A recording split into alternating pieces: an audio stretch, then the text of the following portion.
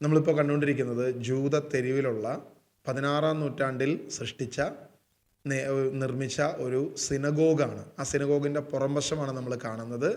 അവിടെ ഒരു clock tower ഉണ്ട്. ഹെബ്രായ ഭാഷയിലും ഗ്രീക്ക് ഭാഷയിലും ഒക്കെ അക്ഷരങ്ങൾ എഴുതിയ ഒരു ക്ലോക്ക് ടവർ നമുക്ക് കാണാം. അതിൻ്റെ പ്രധാന കവാടത്തിലൂടെയാണ് നമ്മളിപ്പോൾ കടന്നു പോകുന്നത്.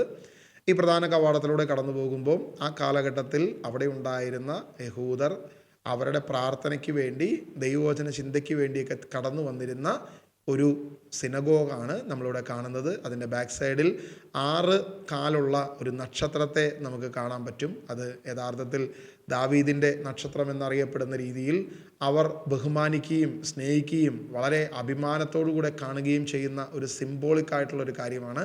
അവിടെ ആ ദാവീദിൻ്റെ നക്ഷത്രത്തെ കാണിക്കുന്നു. ഇനി മുന്നോട്ട് പോകുമ്പോൾ നമുക്ക് കാണാം, കുറേ വിളക്കുകൾ നമുക്ക് കാണാൻ പറ്റും. ചില പ്രകാശങ്ങൾ, അല്ലെങ്കിൽ അക്കാലത്തുണ്ടായിരുന്ന ഗ്ലാസ് കൊണ്ട് നിർമ്മിച്ച ചില വിളക്കുകളും മനോഹരമായ വിളക്കുകാലുകളും എല്ലാം നമുക്കവിടെ കാണാം.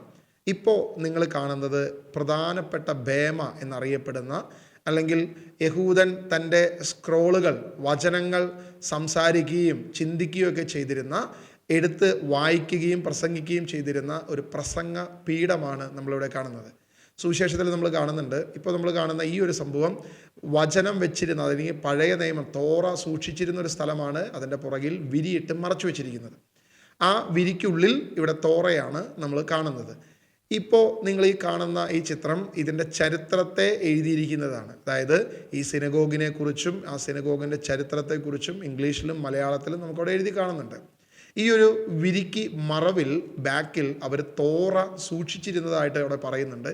അതിൻ്റെ ഏറ്റവും മുകളിൽ നമുക്ക് കാണാൻ പറ്റും, തോറയിലെ 2 അക്ഷരങ്ങൾ തന്നെ നമുക്കവിടെ വായിക്കാൻ സാധിക്കുന്നുണ്ട്.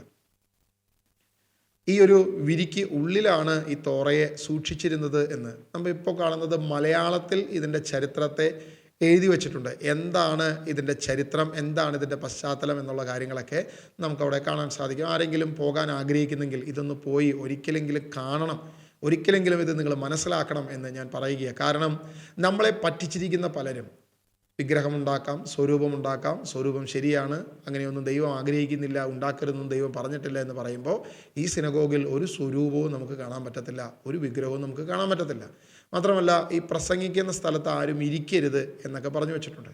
നമ്മളിപ്പോൾ കാണുന്ന ആ പ്രധാന കവാടത്തിന് മുൻപിൽ 2 സ്വർണത്തിൻ്റെ കളറിലുള്ള തൂണുകളെ നമുക്ക് കാണാം. ഇത് ജെറുസലേം ദേവാലയത്തെ സൂചിപ്പിക്കുന്ന, ജെറുസലേം ദേവാലയത്തിൽ ഉണ്ടായിരുന്ന അതേ തരത്തിലുള്ള തൂണുകളാണ് എന്നാണ് അവിടെ ചരിത്രത്തിൽ എഴുതി വച്ചിരിക്കുന്നത്. ഈ പ്രധാനപ്പെട്ട സ്ഥലം യേശു എഴുന്നേറ്റ് നിന്ന്, യെശയ്യാ പ്രവാചകൻ്റെ പുസ്തകം അവന് ലഭിച്ചു. അവൻ അത് ആ ചുരുൾ വായിച്ചു. അതിനുശേഷം ആ പീഠത്തിൽ ഇരുന്നു എന്ന് നമ്മൾ വചനത്തിൽ, സുവിശേഷത്തിൽ നമ്മൾ വായിക്കുന്നുണ്ട്. ഇവിടെയും നമുക്കവിടെ കാണാൻ സാധിക്കും, വായിക്കുക, അതിനുശേഷം ചർച്ചയ്ക്ക് വേണ്ടി, സംസാരിക്കാൻ വേണ്ടി ഉപയോഗിക്കുന്ന ഒരു സ്ഥലമാണ് നമ്മളവിടെ കാണുന്നത്. ഇനി ഈ ചിത്രത്തിൽ ഇപ്പോൾ കാണുന്നത് അതിൻ്റെ ഫ്ലോറിൽ 18-ാം നൂറ്റാണ്ടിൽ അവിടെ ചില ചിത്രങ്ങൾ, അല്ലെങ്കിൽ ചൈനീസ് നിർമ്മിതിയായ ചില ടൈലുകൾ അവിടെ കൊണ്ടുവന്ന് വച്ചിരിക്കുന്നു. ഈ സിനഗോഗിൽ ഒരു ചിത്രവും ഇല്ല എന്നല്ല, ഈ ഫ്ലോറിൽ നമ്മൾ കാണുന്നത് 18-ാം നൂറ്റാണ്ടിൽ ചൈനീസ് ടൈലുകൾ. ഈ ടൈലുകൾ നമ്മൾ നോക്കിക്കഴിഞ്ഞാൽ മുന്തിരിക്കൊലകളും ചില ചിത്രങ്ങളൊക്കെ നമുക്ക് കാണാം. ആ ചിത്രങ്ങളാകട്ടെ പ്രകൃതിയെ കാണിക്കുന്ന തരത്തിലുള്ള ചില ചിത്രരചനകൾ മാത്രമാണ് ഈ ടൈലിലുള്ളത്, മറ്റൊന്നുമില്ല. ഇത് എന്തിനെ സൂചിപ്പിക്കുന്നു എന്ന് നോക്കിക്കഴിഞ്ഞാൽ അത് 18-ാം നൂറ്റാണ്ടിൽ ചൈനീസ് നിർമ്മിതമായ ചില ടൈലുകൾ അവിടെ സൂക്ഷിക്കുകയും അത് പ്രകൃതിയുമായി ബന്ധപ്പെട്ട് അവരത് അവിടെ കൊണ്ടുവന്ന് വെച്ചു. പക്ഷെ അപ്പോൾ പോലും ഒരു സ്വരൂപമോ, ഈ ഭൂമിയിലുള്ള ഏതെങ്കിലും ഒരു വ്യക്തിയുടെയോ ഒരു ജീവിയുടെയോ പ്രതിമയോ ഒരു വിഗ്രഹമോ ഒന്നും അവർ നിർമ്മിക്കാൻ കൂട്ടാക്കിയില്ല. കാരണം അവർക്ക് തൻ്റെ ദൈവദാസനായ മോശയിലൂടെ വെളിപ്പെട്ട ഈ പുറപ്പാട് പുസ്തകം 20-ാം അധ്യായം 1, 2, 3 വാക്യങ്ങൾ, മുകളിൽ ആകാശത്തിലോ താഴെ ഭൂമിയിലോ ഭൂമിക്കടിയിലോ ജലത്തിലോ ഒന്നിൻ്റെയും പ്രതിമയെ ഉണ്ടാക്കരുത്, അവയെ നീ വണങ്ങരുത്, അവയെ നീ ഒന്നും ചെയ്യരുത് എന്നുള്ള ഒരു കാര്യം അവർക്ക് വ്യക്തമായി ബോധ്യം ലഭിച്ചതുകൊണ്ട് അവർ ഒരു വിഗ്രഹവും അവരുടെ പ്രാർത്ഥനാലയത്തിൽ ഇന്നും വെച്ചിട്ടില്ല. ശ്രേഷ്ഠമായി സിനഗോഗിൽ ഇന്നും അനേക ആയിരങ്ങൾ, പ്രത്യേകിച്ച് വിദേശികൾ, പല രാജ്യത്തു നിന്നും വരുന്ന ക്രിസ്ത്യാനികളും യഹൂദരും പലരും വന്ന് ഈ സിനഗോഗ് ഇന്നും വന്ന് വീക്ഷിക്കുന്നു. ഇന്നും അതിൻ്റെ ചരിത്രങ്ങളെ പരിശോധിക്കുന്നു, പഠിക്കുന്നു. ഇതിൻ്റെ പ്രാക്ടിക്കൽ സൈഡിൽ നമ്മളൊന്ന് ചരിത്രം പഠിച്ചാൽ, മനസ്സിലാക്കിയാൽ നമുക്ക് വെളിവാകുന്ന ഏറ്റവും വലിയ ഒരു വെളിപ്പാട്, ദൈവം ആഗ്രഹിക്കുന്നത്, ദൈവം മോശയോട് പറഞ്ഞത്, ദൈവം യഹൂദനോട് പറഞ്ഞത്, ദൈവം ഇസ്രായേൽ ജനത്തോട് കൽപ്പിച്ചത്, ഒന്നിൻ്റെയും പ്രതിമയോ സ്വരൂപമോ ഉണ്ടാക്കരുത്. പിച്ചള സർപ്പത്തെ ഉണ്ടാക്കി അത് വഴിതെറ്റിയപ്പോൾ തന്നെ അതിനെ നശിപ്പിക്കാൻ പറഞ്ഞ ദൈവം ഒന്നിൻ്റെയും സ്വരൂപമോ ഒന്നും ദൈവത്തെ ആരാധിക്കാനായി, ദൈവത്തെ വർഷിപ്പ് ചെയ്യാനായി നിന്റെ ആലയത്തിൽ, ദൈവത്തിൻ്റെ ആലയത്തിൽ, ദേവാലയത്തിൽ, പ്രാർത്ഥനാലയത്തിൽ വിഗ്രഹങ്ങളുമായി യാതൊരു പൊരുത്തവുമില്ലെന്ന് പൗലോസ് അപ്പോസ്തലൻ പറയുന്ന അതേ കാര്യം തന്നെയാണ് അവർക്ക് മനസ്സിലാക്കിയതെന്ന് ഇതിൽ നിന്നും തന്നെ നമുക്ക് വ്യക്തമാണ്. പലപ്പോഴും നമ്മൾ പ്രധാനമന്ത്രിയൊക്കെ കേരളത്തിൽ വരുമ്പോൾ ഹിന്ദി മലയാളത്തിലേക്ക് ട്രാൻസ്ലേറ്റ് ചെയ്യാനായിട്ടൊരു വ്യക്തിയെ അവിടെ കൊണ്ടു നിർത്തും. അപ്പോൾ ഹിന്ദിയിൽ പ്രധാനമന്ത്രി പറയുന്ന കാര്യം ഹിന്ദി അറിയാത്തൊരു വ്യക്തിയാണെങ്കിൽ ഹിന്ദിയും മലയാളവും ഒരുപോലെ അറിയുന്ന വ്യക്തി ട്രാൻസ്ലേറ്റ് ചെയ്ത് ജനത്തോട് പറയും. അപ്പോൾ ട്രാൻസ്ലേറ്റർ എന്ത് പറയുന്നോ അതാണ് ഈ ഹിന്ദി അറിയാത്ത വ്യക്തി കേൾക്കുകയും മനസ്സിലാക്കുകയും ചെയ്യുന്നത്. അല്ലാതെ യഥാർത്ഥത്തിൽ പ്രധാനമന്ത്രി പറഞ്ഞ കാര്യമായിരിക്കില്ല നമ്മൾ കേൾക്കുകയും മനസ്സിലാക്കുകയും ചെയ്യുന്നത്. പകരം ട്രാൻസ്ലേറ്റർ എന്ത് പറഞ്ഞോ അതായിരിക്കും നമുക്ക് മനസ്സിലാക്കാനും സ്വീകരിക്കാനും പറ്റുന്നത്. ഞാനിത് പറഞ്ഞത് ഒരു കാര്യത്തിനാണ്. കാരണം പുറപ്പാട് പുസ്തകം 20-ാം അധ്യായം 10 കൽപ്പനകളെക്കുറിച്ച് വ്യക്തമായി നമ്മളോട് പറയുന്നു. അതിലൊന്നാമത്തെ കൽപ്പന, നിന്റെ ദൈവമായ കർത്താവിനെ നീ ആരാധിക്കണം, മറ്റൊന്നും നീ ഉണ്ടാക്കരുത്, മുകളിൽ ആകാശത്തിലോ താഴെ ഭൂമിയിലോ ജലത്തിലോ ജലത്തിൻ്റെ അടിയിലോ ഉള്ള ഒന്നിൻ്റെയും സ്വരൂപമോ ഒന്നും നീ നിർമ്മിക്കരുത്, അവയുടെ മുൻപിൽ നീ വണങ്ങരുത്, ഒരു സ്വരൂപത്തിൻ്റെ മുൻപിൽ നീ വണങ്ങരുത്, അതിനെ ആരാധിക്കരുത് എന്ന കൽപ്പന ദൈവമാണ് നമുക്ക് നൽകിയിരിക്കുന്നത്. ഈ കൽപ്പന ദൈവം മോശയ്ക്കാണ് കൊടുത്തത്. മോശയാണ് ഇത് ഇസ്രായേൽ ജനത്തിന് കൊടുക്കുന്നത്. ഇസ്രായേൽ ജനത്തിൻ്റെ കയ്യെഴുത്ത് പ്രതികളാകുന്ന പഴയ നിയമമാണ് ഇന്ന് നമ്മുടെ കയ്യിലുള്ളത്. അപ്പോൾ ആദ്യം ദൈവം ഇത് പറഞ്ഞത് ആരോടാണ് എന്ന് ചോദിച്ചാൽ അത് മോശയോടാണ്. മോശ ആരോടാണ് ഇത് പറഞ്ഞതെന്ന് ചോദിച്ചാൽ അത് ഇസ്രായേൽ ജനത്തോടാണ്. ആ ഇസ്രായേൽ ജനമാണ് ഇത് എഴുതി വച്ചിരിക്കുന്നതും ആ ഇസ്രായേൽ ജനത്തിൻ്റെ എഴുത്തുകൾ, സ്ക്രിപ്റ്റേഴ്സാണ് ഇന്ന് നമ്മുടെ കയ്യിൽ ലഭ്യമാകുന്നത്. അതായത് പഴയ നിയമത്തിൻ്റെ ഈ പുറപ്പാട് പുസ്തകത്തിൻ്റെ കോപ്പികളെല്ലാം നമ്മുടെ കയ്യിൽ ലഭ്യമാകുന്നത്. അതിൻ്റെ യഥാർത്ഥ കസ്റ്റോഡിയൻ പരിശുദ്ധാത്മാവാണ്. എന്നാൽ അതിൻ്റെ ആദ്യത്തെ ഉപഭോക്താവ് മോശയും ഇസ്രായേൽ ജനമാകുന്ന പഴയ നിയമസഭയാകുന്ന യഹൂദരുമാണ് എന്നുള്ളത് വളരെ വ്യക്തമാണ്. അപ്പോൾ അവർ നമ്മളോട് എന്തു പറഞ്ഞു തന്നു എന്ന് നമുക്ക് മനസ്സിലാക്കണമെങ്കിൽ അവരുടെ പ്രാക്ടിക്കൽ സൈഡ് നമ്മളൊന്ന് പരിശോധിച്ച് നോക്കുക. അതായത് പുറപ്പാട് പുസ്തകത്തിൽ ഒന്നിൻ്റെയും പ്രതിമ ഉണ്ടാക്കരുത്, ഒരു പ്രതിമയും ഉണ്ടാകരുത് എന്ന് നമ്മളോട് പറയുമ്പോൾ ഇന്നത്തെ പുരോഹിതർ മുഴുവൻ ഇതിനെ വ്യാഖ്യാനിക്കുന്നത് അതങ്ങനെ ഉണ്ടാക്കരുതെന്നല്ല. കാരണം പിന്നീട് പിച്ചള സർപ്പത്തെ ഉണ്ടാക്കാൻ പറഞ്ഞു. പിന്നീട് ഇതാ സോളമൻ ദേവാലയം പണിയുമ്പോൾ അവിടെയും ഉണ്ട് ചില കാളക്കുട്ടികൾ, അല്ലെങ്കിൽ നാരങ്ങ, അല്ലെങ്കിൽ മാതള നാരങ്ങയുടെ രൂപങ്ങൾ, ഇങ്ങനെയുള്ള രൂപങ്ങളൊക്കെ അവിടെയുണ്ട്. അപ്പോൾ പിച്ചള സർപ്പത്തെ ഉണ്ടാക്കാൻ പറഞ്ഞ ദൈവം തന്നെ ഉണ്ടാക്കരുതെന്ന് പറയുമോ? അപ്പോൾ ദൈവത്തിൻ്റെ ആഗ്രഹം ഉണ്ടാക്കരുതെന്നല്ല, ആരാധിക്കാൻ വേണ്ടി ദേവാലയത്തിലൊന്നും ഇത് പാടില്ല എന്നാണ്, അല്ലാതെ മറ്റൊന്നുമല്ല. ആരാധിക്കരുത് എന്നാണ്. വണങ്ങുന്നതിന് കുഴപ്പമില്ല, അങ്ങനെ ഒരു രൂപം ഉണ്ടാക്കാം, അത് പ്രശ്നമില്ല. അതിനെ ദൈവമായി നിങ്ങൾ കാണരുത്, അതിന് മുമ്പിൽ നിങ്ങൾ വണങ്ങരുതെന്നാണ് ഉദ്ദേശിക്കുന്നത്. എന്നാൽ ഞങ്ങളുണ്ടാക്കുന്നത് അങ്ങനത്തെ വിഗ്രഹമല്ല, ഞങ്ങളുണ്ടാക്കുന്ന സ്വരൂപമാണ്, ഈ സ്വരൂപം അത് പ്രശ്നമല്ല, സ്വരൂപത്തെ വണങ്ങാം എന്നൊക്കെ പറഞ്ഞ് അനേകമായ ന്യായീകരണങ്ങൾ നിരത്തുന്ന ന്യായീകരണ തൊഴിലാളികളാണ് ഇന്ന് ക്രിസ്തീയ സഭയിൽ ആകമാനം ഇന്ന് വളർന്നു വരുന്നത്. അത് പുതിയ തലമുറയാകട്ടെ പഴയ തലമുറയാകട്ടെ എല്ലാവരും ചെയ്യുന്നത് അതാണ്. നമ്മളിന്ന് പരിശോധിക്കുന്നത് യഹൂദൻ എങ്ങനെ ഇത് മനസ്സിലാക്കി, യഹൂദൻ്റെ പ്രാക്ടിക്കൽ സൈഡ് എന്താണ് എന്നുള്ളതിനെ കുറിച്ചാണ് നമ്മളിന്ന് പരിശോധിച്ച് വയ്ക്കുന്നത്. ജെറുസലേം ദേവാലയത്തിൽ വിഗ്രഹം ഉണ്ടായോ ഇല്ലയോ എന്ന് പരിശോധിച്ചറിയാൻ ആ ജെറുസലേം ദേവാലയം ഇന്ന് നമ്മുടെ മുമ്പിൽ ഇല്ല. പകരം ആകെ അതിൻ്റെ എക്സ്റ്റേണൽ വാള് മാത്രമാണ് ഇന്ന് അവൈലബിൾ ആയിട്ടുള്ളത്. അപ്പോൾ ജെറുസലേമിൽ പോയി പരിശോധിക്കുക അസാധ്യമാണ്. എന്നാൽ ഈ മലയാളി ആയിരിക്കുന്ന ഈ കൊച്ചു കേരളത്തിൽ, കൊച്ചിയിൽ ഒരു വലിയ കാലങ്ങൾക്ക് മുൻപേ 450 വർഷം മുൻപേ നമുക്ക് മുൻപിൽ സൃഷ്ടിക്കപ്പെട്ട ഒരു സിനഗോഗ് ഇന്നും നിലനിൽക്കുന്നുണ്ട്. 450 വർഷം മുൻപുള്ള ഈ സിനഗോഗിൽ ഏതെങ്കിലും ഒരു ചിത്രമുണ്ടോ എന്ന് ചോദിച്ചാൽ ഇല്ല, ഏതെങ്കിലും രൂപമുണ്ടോ എന്ന് ചോദിച്ചാൽ ഇല്ല, ഏതെങ്കിലും ഒന്ന് അവർക്ക് വെളിപ്പെട്ടിട്ടുണ്ടോ അല്ലെങ്കിൽ അവർ അവിടെ കാണിച്ചിട്ടുണ്ടോ എന്ന് ചോദിച്ചാൽ ഇല്ല എന്നാണ് അർത്ഥം. ഒരുപാട് ചരിത്രങ്ങളിലൂടെ സഞ്ചരിച്ച, ഒത്തിരി മതങ്ങളുടെ ആകൃതികൾ കണ്ട് തിരിച്ചറിയുകയും അതിനോടൊക്കെ ആകർഷണം ഉണ്ടാവുകയും എല്ലാം ചെയ്ത ഈ കേരളത്തിലെ യഹൂദ സമൂഹം AD 16-ാം നൂറ്റാണ്ടിൽ ഒരു സിനഗോഗ് പണിതപ്പോൾ ആ സിനഗോഗിൽ ഒരു ചിത്രവും വെച്ചിട്ടില്ല, ഒരു ഫോട്ടോയും വെച്ചിട്ടില്ല. അല്ലെങ്കിൽ ഈ ചിത്രത്തിൻ്റെതായിട്ടുള്ള എന്തെങ്കിലും ഒന്ന് അവിടെ ഉണ്ടോ എന്ന് ചോദിച്ചാൽ ഇല്ല എന്നുള്ളതാണ്. എന്നാൽ അവിടെ ബൈബിളിൻ്റെ, തോറയുടെ, അവരുടെ പഴയ നിയമത്തിൻ്റെ ചില കാര്യങ്ങൾ നമുക്ക് കാണാൻ സാധിക്കും. മുന്തിരി കൊലകൾ അവിടെ വരച്ചു വച്ചിരിക്കുന്നത് നമുക്ക് കാണാൻ പറ്റും. ആ ജെറുസലേം ദേവാലയത്തിൻ്റെ റിപ്ലിക്കേഷനായിട്ടുള്ള പല കാര്യങ്ങളും നമുക്കവിടെ കാണാനും മനസ്സിലാക്കാനും പറ്റും. എന്നാൽ എന്തില്ല, ഒരു ചിത്രവുമില്ല, ഒരു ഫോട്ടോയുമില്ല എന്നുള്ളത് വളരെ കൃത്യമായി മനസ്സിലാക്കാം.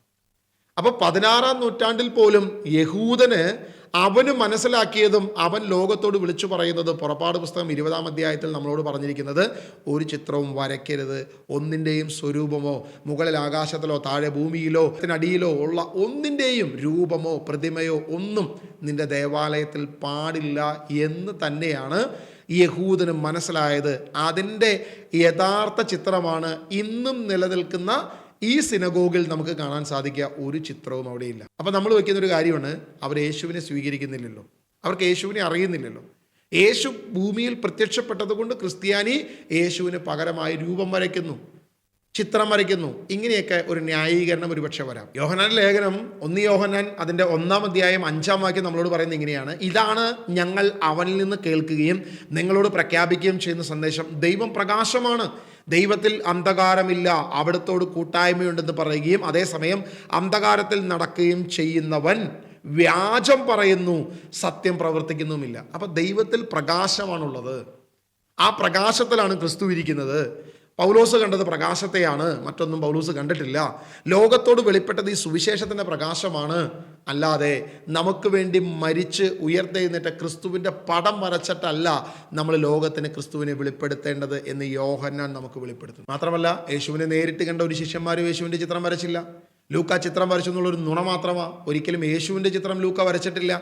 ഇനി ലൂക്ക വരച്ചു എന്ന് പറയുന്ന ചിത്രം തന്നെ നമുക്ക് ചരിത്രം നോക്കിയപ്പോൾ കാണാം, അത് മാതാവിൻ്റെ കയ്യിലിരിക്കുന്ന ഒരു കുഞ്ഞിനെ മാത്രം കാണിക്കുന്ന ഒരു രൂപം വരച്ചു എന്നാണ് ഇവിടെ പറഞ്ഞു വയ്ക്കുന്നത്. അപ്പോൾ യേശുവിൻ്റെ രൂപം ആരും വരച്ചിട്ടില്ല, ലൂക്കായും വരച്ചിട്ടില്ല. ഇനി അത് ചിത്രമാണെങ്കിൽ തന്നെ അതും ഫേക്ക് കഥയാണ്.